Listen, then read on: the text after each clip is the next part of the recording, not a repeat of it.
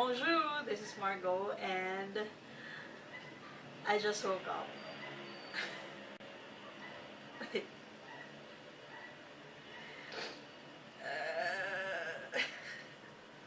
So today we're talking about The Luckiest Girl Alive by Jessica Knoll. So let me tell you something about how I discovered this book. This was published, I think, May of last year, 2015. And I just knew about this book around March of this year, 2016, when I read in Twitter that she released an essay, or someone released an essay of her talking about the main character in this book, saying that she has the same experience with Anna, right? Sorry, it's Annie. So the main character in this book is Annie. This is somehow pseudo autobiography of Jessica Knoll, which is, when I read it, I'm kind of disappointed. I try to not think of Jessica while I'm reading of Annie because I don't like Annie. Well, her parents trained her, prepped her to be part of the socialite bracket of the society, living in a mansion they could afford, but they could live on a more modest home. And I remember the rich kid saying to her, "You live in a house with carpeted floors, and then that's a little tacky, and legit rich people only live on houses with hardwood floors." And Annie making a mental note that she will never live in a house with carpet floors. I see her very, very pretentious, trying to claw her way in this elite group, in this elite life of people that's way out of her real.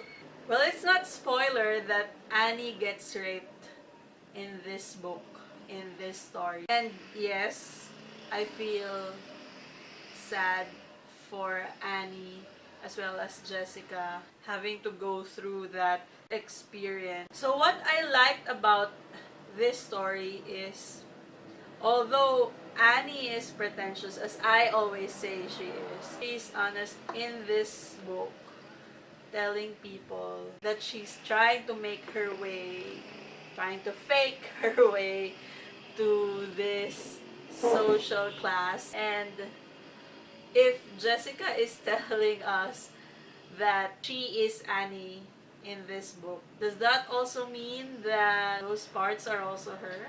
Those experiences are also her? I'm not sure. I can't. Since I read this because of that essay coming out, I have this tendency, this difficulty of separating Jessica with Annie. Should I? I mean, I read it because Jessica said it was her in this book, so what?